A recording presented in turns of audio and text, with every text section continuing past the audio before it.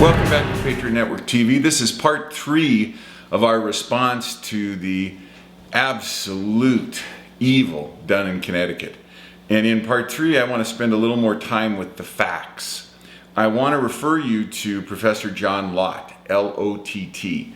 Lott is most famous for a book that he published and has updated repeatedly, and it's called More Guns Equal Less Crime. In every statistical, empirical, fact-based study where we give citizens the right to arm themselves, we give them concealed carry, we give them stand your ground, anywhere where we do that, guess what happens? Crime drops. Because the criminals, in an economic sense and in a market sense, make a rational choice about where to victimize people. You don't go, if the marketplace tells you that everybody's got their Ruger Super Red Hawk loaded with black talons, you're not going to show up there. If the market says every person has their AR-15 with 2,000-3,000 rounds and they've got 30 clip magazines, and even if they haven't been to the range in a while, they can put that red dot on them and defend themselves, you say, gee, I want to go somewhere else to victimize. Even if you're down to holding them off with your Gerber or holding them off with your Camflo, you've got a much better chance of keeping them away from you than if you're a good left-winger with that big sign in the front yard. That's my favorite all-time sign, is the guy's got the sign pointing to his neighbor saying, my neighbor's totally opposed to guns, rob him first because you'll get shot when you come through my door. What's the other great, that door's there for your protection. You don't seem to understand that. But I would ask you to read the research published in the peer-reviewed literature by John Lott, and I would ask you to empirically, factually analyze what's going on. Now, it's important to realize that the American left doesn't have the ability to win this argument if it's based on the facts. And by the way, that's true across the board. If you look at any of the major issues where the American left is gaining in polling, they do it by lying, or they play to emotions. There is no empirical evidence of global warming. Over the last 20 years, global mean temperature has gone down, not up, while CO2 increased by over 30%. And, not to mention that atmospheric CO2 was 22 times higher in the recent geologic past, and on and on and on. But there's no argument that the left can win in America by arguing the facts, not a single one. And they, to quote Rahm Emanuel again, a crisis is a terrible thing to waste. They want to dance on the dead bodies of these children in Connecticut to get gun control. And gun control is not about guns, it's about control. The taxation of the wealthy is not about the ability to have quote-unquote fairness. The top 10% of federal income tax filers in America earn less than 30% and pay more than 78% of the total federal income tax burden. It's not about tax fairness. That's not at all what it's about. It's about forcing people to pay off the federal government to be left alone. And this entire gun control debate boils down to a problem that was caused by the American left, and specifically the American Civil Liberties Union. The reason that we have so many nuts, so many evil people who are literally clinically insane out on the street is that back in the 50s and the 60s, we had mental institutions where judges could send people and hold them. We could do 72 hours without any problem, hold them for observation and see if they were clinically insane. Now, by the way, back in the old days of the DSM, a Diagnostic Service Manual of the American Psychiatric Association, American Psychology Association, the manual said that insanity was the inability to act in a way that's appropriate to this situation. If you walk into the theater in Aurora and start shooting people, that's insanity. If you walk into the school in Connecticut after putting 3 bullets in your mom's face with her own gun, that's insanity.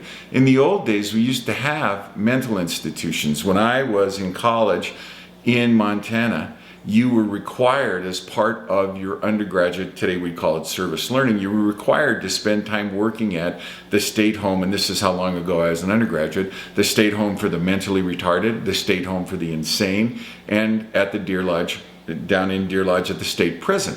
And when you went to those facilities, you saw things that were shocking.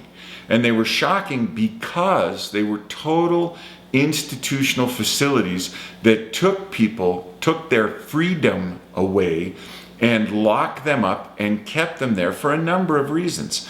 And whether you went to Warm Springs, whether you went to Boulder, whether you went to Deer Lodge, you saw people who had been deprived of their freedom. But the reason they'd been deprived of their freedom was that they were a danger to themselves and others.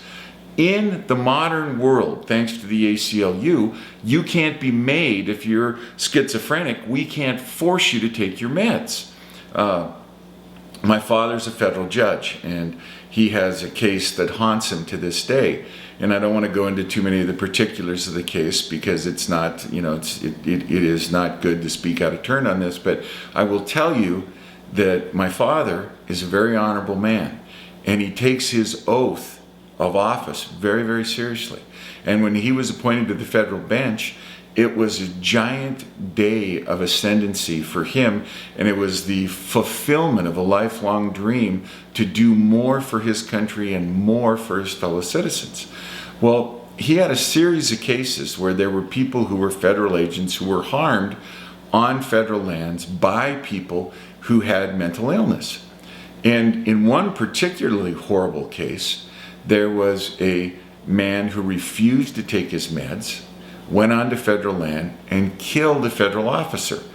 Clearly a federal crime, but also under the McNaughton rule, the failure to appreciate the difference between right and wrong at the time of the crime, he was quote unquote insane. Now the problem was when he went to the mental institution and was given the drugs, forced to take the drugs every day, then he was sane. Once he was sane, he could no longer be held, but he also couldn't be tried for the murder of the federal agent. So eventually what happened after the ACLU intervened, they forced this man to be released from the care of the doctors. He got off his meds, he went back onto federal land, and he killed another federal agent. To this day, my father's haunted by the fact that the law has been perverted to stop him from doing what is just and correct to protect other federal officers working on federal land from people who are insane. Now, the ACLU doesn't care about that.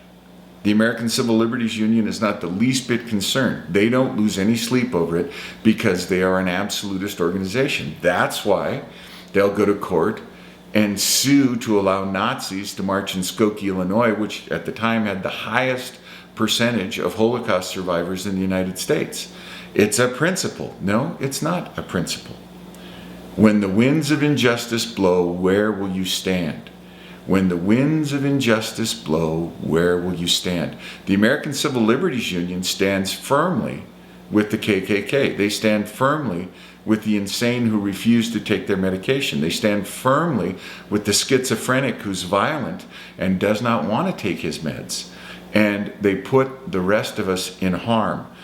If you look at the shootings in Aurora, if you look at these shootings in Connecticut, at the base is not guns. At the base is mental illness and the mainstreaming, quote unquote, the mainstreaming of mentally ill people, that is dumping them on the street. And if you look, you don't have to look any further than someone like Geraldo Rivera, who cut his journalistic teeth with the Titicut Follies, exposing the horrible conditions at the Titicut Mental Institution in New York. Well, was the situation there horrible? You bet. Was it awful? You bet. But you know what didn't happen? You didn't have people showing up at schools with their dead mother's guns that had been legally purchased and murdering 20 children so that they would be on the news and they could break it off on everybody else and be famous for their 15 seconds.